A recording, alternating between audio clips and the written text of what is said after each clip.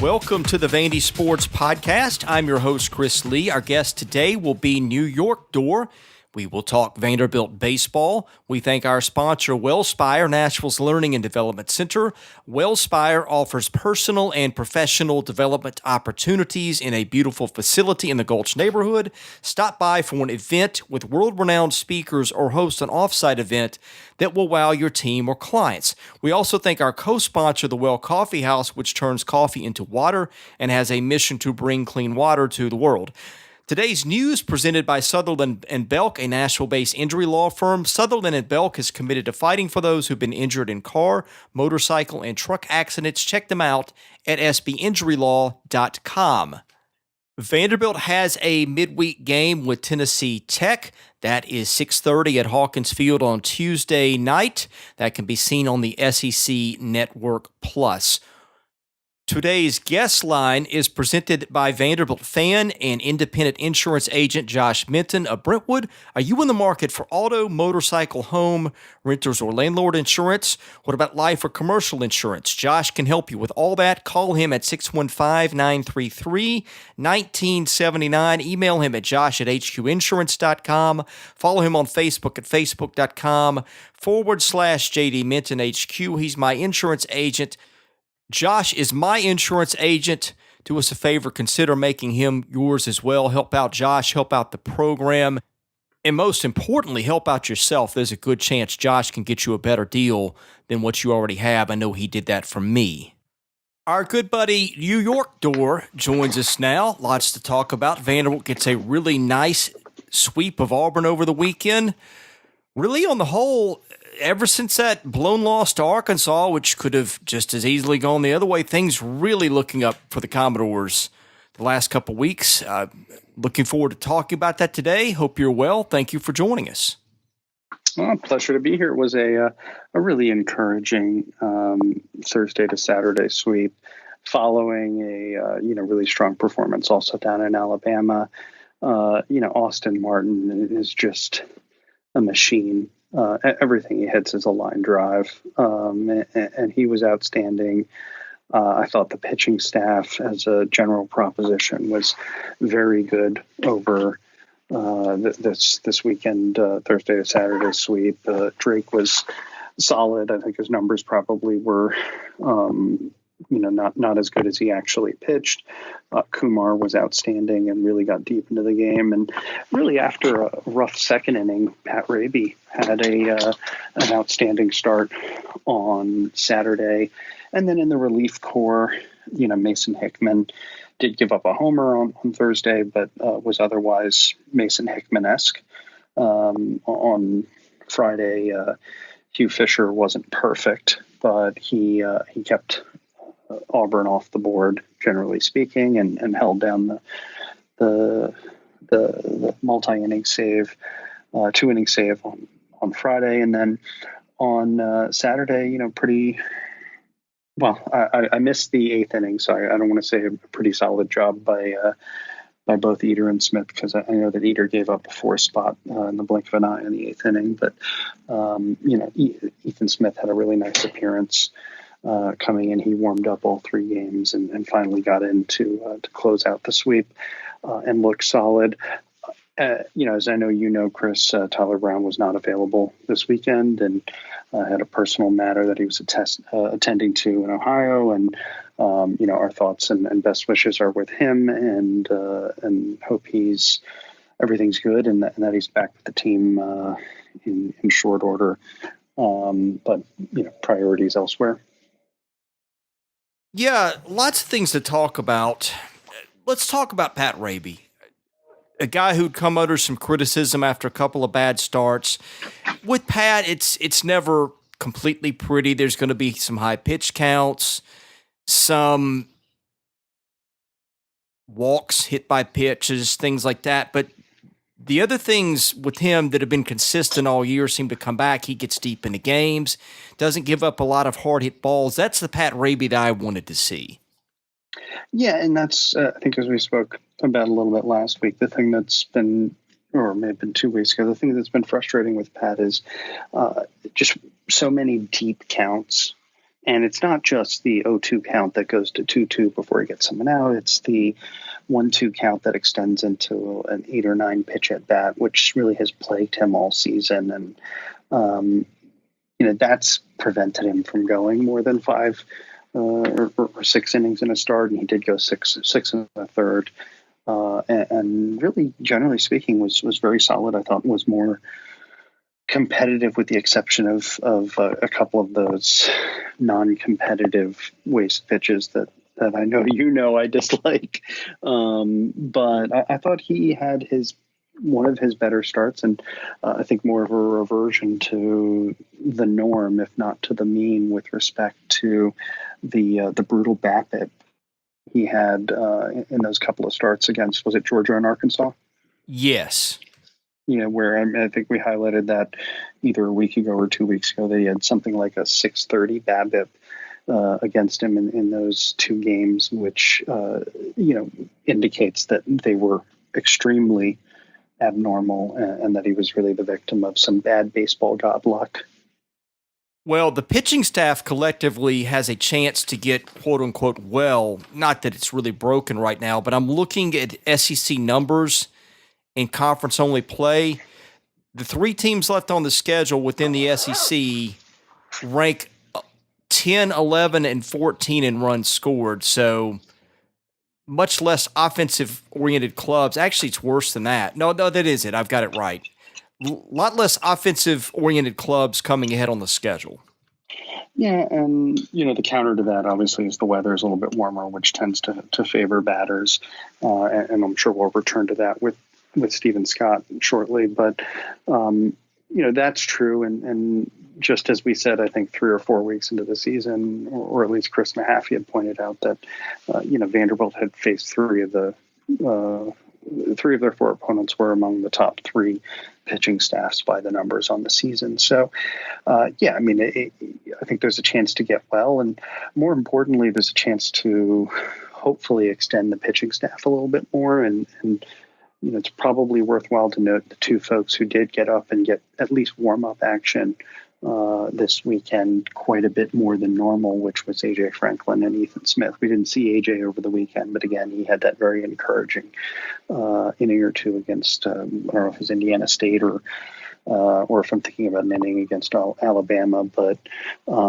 he was up throwing a couple times this weekend, and then Ethan Smith was up throwing all 3 games and really looked pretty strong in his 1 inning appearance. He did have a 5-pitch walk with 2 outs, which you'd like to not see, but he showed command of the fastball and really good depth on the slider that gave him the strikeout to end it. So I think it's important that we be able to get beyond basically what's really a core trio at this point, which is Tyler Brown, with whom I think everyone has confidence, Hugh Fisher, who I think is getting to the point that everyone has confidence in. He had some issues with inherited runners scoring earlier in the season, and he's not as clean as Tyler Brown, but his stuff is just so dominating. And then sort of the mishmash of who's it going to be? Is it going to be Jake Eater? Is it going to be Zach King? I think we're going to need more than that, obviously, to go deep and to see Franklin and Smith get an opportunity. Hopefully we'll be able to also see a couple of other guys come in. Zach King did not throw this weekend, and I'm not sure if there's anything to be read into that other than maybe situationally he isn't who Corbs wanted, behind Fisher or Eater. And I don't know if you've heard anything on Zach, Chris. I have not. He did warm up this weekend. They didn't use him. I'll watch to see this midweek game against Tennessee Tech. I think that'll be interesting. To me, that'll be an opportunity potentially, and you never want to go there before it happens because some of these midweek games have ended up dicey for them, but they should be able to score a lot of runs on Tech's pitching staff. You'd like to see them get an opportunity to get out in front in that game on Tuesday, and then maybe use a guy like a Gillis or a Becker if he's available, or throw Zach King for an extended outing, just to see if you can get some of these guys who are sort of question marks headed in a better direction. Yeah, and it wouldn't actually surprise me entirely if we see Zach King actually get the start on Tuesday. I would anticipate that Mason will get the start. As a reminder, last week we did not have a midweek game, and the weekend game that Mason appeared in was an early Thursday game rather than Friday.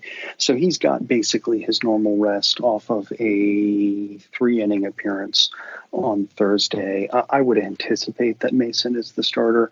I would not, again, anticipate, as I said previously, any weekend rotation changes, at least through the Louisville game next week.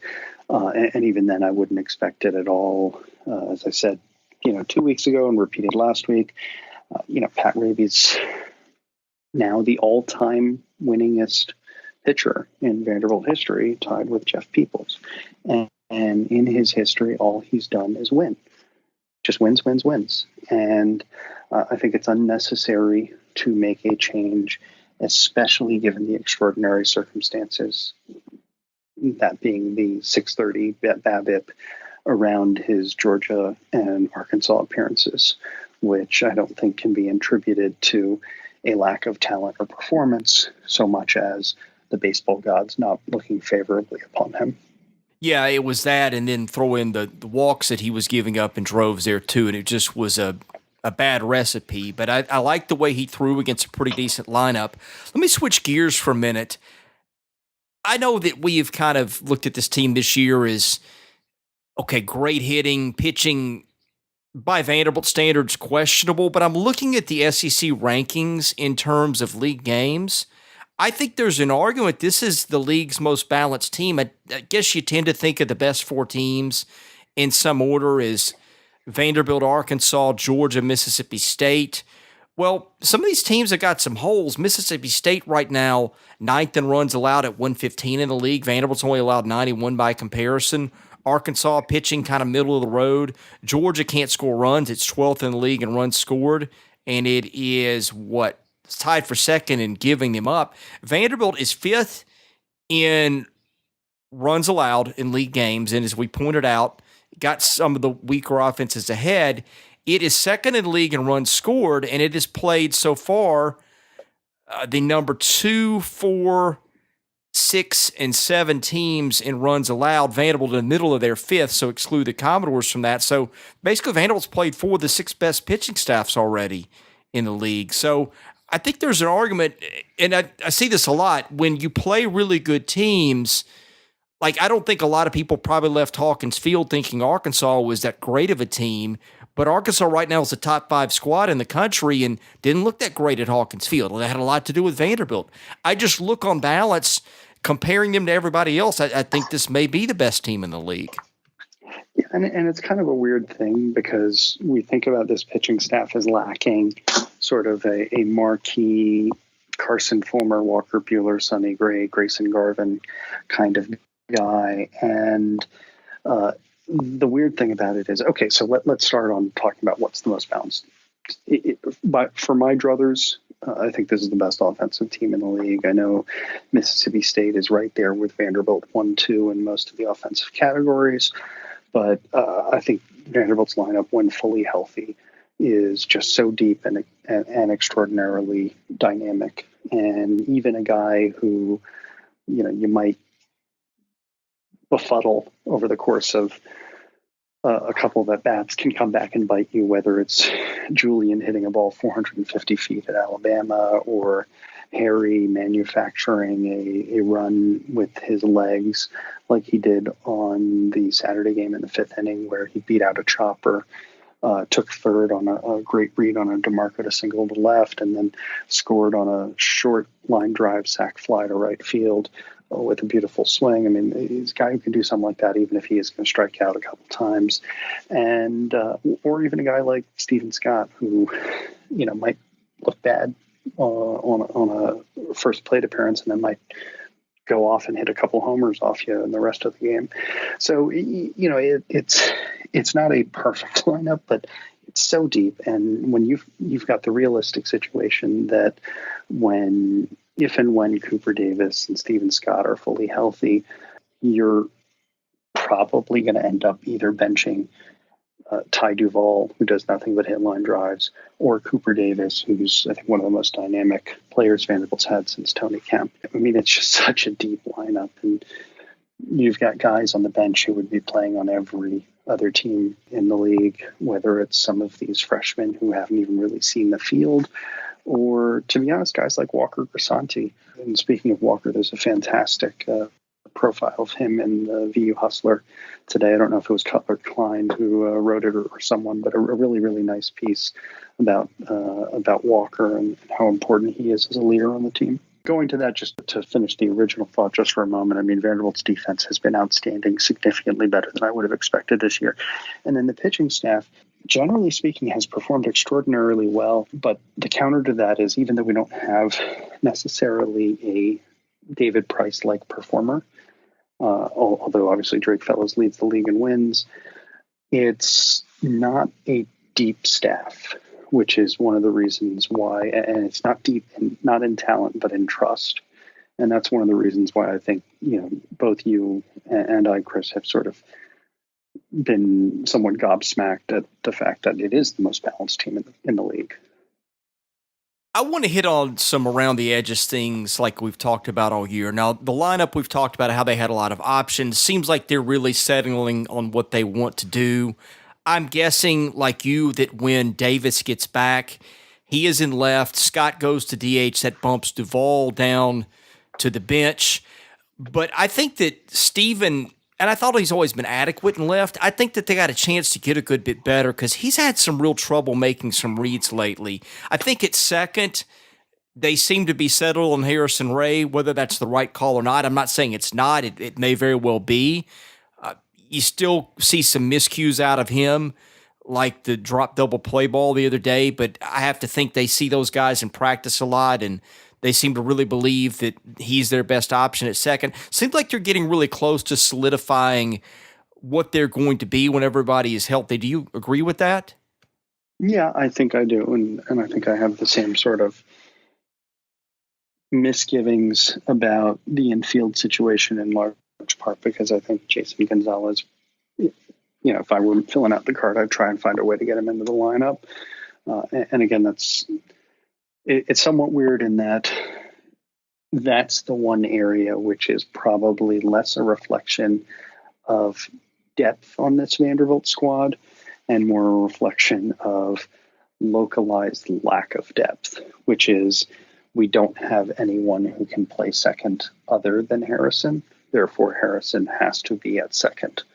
And if Harrison were not required to be at second and we could mix and match someone else there, then I think, you probably might be able to see Jason Gonzalez get some more reps at third, or, maybe some freedom for someone else to get into the lineup. But defensively, I think Harry, they've just determined, is the only answer there.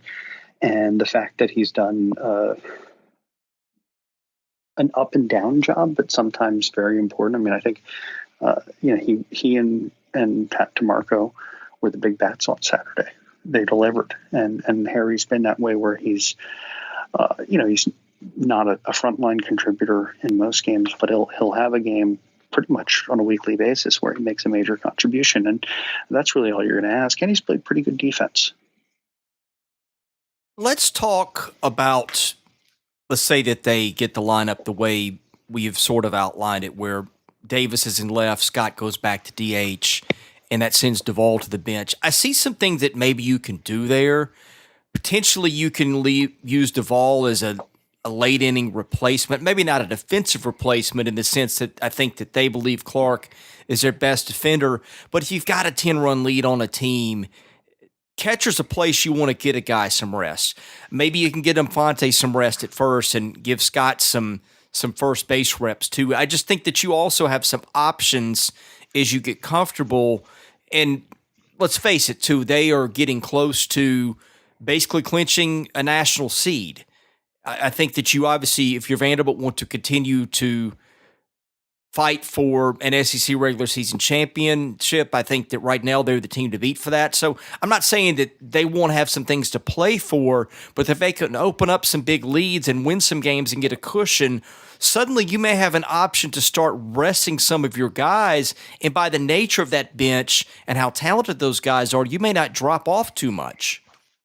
Yeah, and I think the way you'll see it happen is likely, if everyone were healthy, is likely that you might, in the near term at least, while there are a couple people out of the lineup, you may continue to see Ty Duvall start at catcher once a weekend, which has happened, I think, the last 2 weekends, and in part because Ty's going to be in the lineup anyway at DH. So why not just go ahead and give Phil a half day?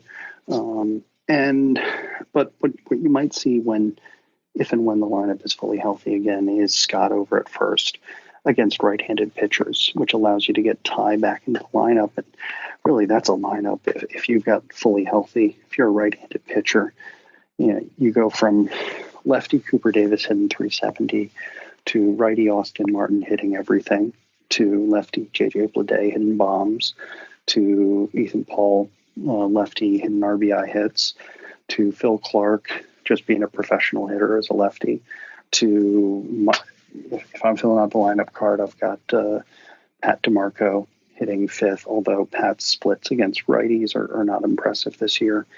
Then you've got sixth Steerer. I'm sorry, that was Pat hitting sixth, and Steven Scott then hitting seventh. And when the thermometer heats up, so does Scott's bat.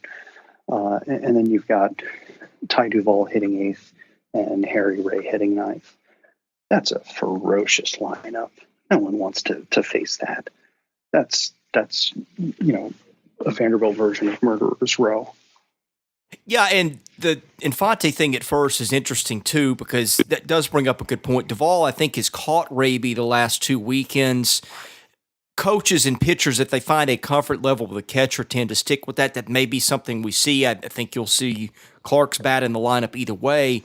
But what it does do, especially if you get Davis back and left, it does give you a chance, as you mentioned, to go lefty-righty with Scott and Infante at first on occasion if you want to, which brings up a question, and you would know the answer to this a lot better than I do because I've not seen the splits. You talked about DeMarco, but are there any other really dramatic lefty-righty splits on this team that need addressing?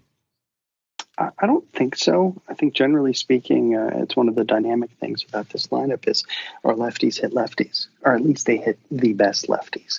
Weirdly enough, they've seemed to struggle a little bit more with the lefty junk ballers than they have the lefty flamethrowers. And guys like Clark and Bleday and Coop have all hit guys like Tuxakis and Lacey and Crochet and whatnot, but struggled with, for example, some of the guys that Arkansas and Alabama brought out of the back of their bullpen. Not to say that they haven't hit those folks, but weirdly they've seemingly put better swings on the better arms. And maybe that's just simply because when you see guys like Hugh Fisher and Jake Eater and Zach King in warm up, you're not necessarily as intimidated by a lefty flamethrowing specialist as you might otherwise be. But we don't have a Jason Christensen on this lineup, or pardon me, Jason Cunningham in this lineup. And so, I don't think there's necessarily any dramatic splits to be accounted for one way or another. I would guess that you'd see it in Harrison Ray and Julian Infante. Probably a little less so Julian this year because he's done better at adjusting to it, but Harry struggles with the sliders down and away, and it's not a swing issue, it's an identification issue and that slot and placement. So my guess is if there were another player other than Pat who's got ugly splits, and with Pat I'd also remind that he's played a shortened season, so there's not as big a sample size to deal with, but I think his splits were something around low 200s righties, around 400 versus lefties. But I would guess that Harry would probably have the biggest differentiation after that, and that would be, one that you're not going to platoon. Also with Julian, I'd note again, I'm a big proponent of his defense at first. Notwithstanding that, he's actually had two relatively unspectacular weekends at first with a couple errors. Or I think maybe one of them was called a hit, or two of them were hit, and then one error. But he does save outs there, and in saving outs, he saves runs. And we have seen that on him corralling poor throws. Although Harrison's pretty darn accurate on his throws for the most part. Ethan is accurate. Austin sometimes is kind of all over the place. Yeah, Martin's gotten much better defensively the last couple of weekends. But I want to ask you something. Let's say that you get in a situation late with Harrison Ray, because there have been some swings against off-speed and breaking pitches where he's looked really bad. If you have to go to someone else and maybe you tie the game or get an extra innings and then you need somebody in the field, who do they go to at this point? Because I'm trying to remember who the last guy who even got meaningful reps at second outside of Austin Martin was. No, maybe that's your answer. Maybe it's putting Martin at second and putting Gonzalez at third, although the risk there is Martin hasn't probably taken a lot of reps at second lately, and cohesion with your double play partner is important. I guess that's my biggest question is, let's say that they do need to get Ray's bat out of the game late in the game, because I don't think they're going to do it early in the game. I think he's going to be penciled in at second the rest of the way. What do you do there if you pinch hit for him? Then you need to defend again. Well, and there's the catch-22 is Ray's still adapting to second base, so you don't want to take reps away from him right now. But at the same time, who are you going to get to sit there? And I use the term that Austin is allergic to second base. He's, for a guy who's been a Swiss Army knife and played 7 positions on the field, it just didn't click early in the season for him at second base. Could you look to Tate Kolowick? I think that might be the answer if you need someone to fill in, if he's on the 27 man. I think I've seen Sterling Hayes in the dugout. He's also someone who can man the middle infield, but it's slim pickings, and that's what I was talking about with the fact that for a team that has so much depth, the weird part is that Jason Gonzalez is not playing, in my opinion, principally because we actually lack depth. It's just that depth is at a particular position that he is not equipped to play, and that the other person he would otherwise be competing with playing time will be required to play. It's just a weird dynamic that, Jason's got to be at third if he's in the lineup, but Austin Martin can't play second, so he's got to be put at third instead. It's bizarre. Yeah, I'm going back and looking at some of the blowouts, and I looked at that game against Davidson where they won that one 24-2, and Kolowick did play some second that game. I think he's their top option there. Hayes is another one. Now, what maybe you do, and this is probably where you can't do it, he can't carry all three, but maybe what you have an option is, let's say you get late in the game and you pinch hit for Ray, and you throw Kolowick in, and you come around to his spot later. Maybe you can pinch hit another bat, then move Martin to second and just see what you can do. These are probably very rare situations that would come up, but they make for some interesting thought. Yeah, it's going to be interesting to see how he plays it. And I think it's one of the weird things about this year is there's probably been less distribution of innings and defensive reps to people than we've seen in some other years, simply because the lineup solidified relatively early. And the injury situations we've had have been pretty strictly limited to center field and left field for the most part.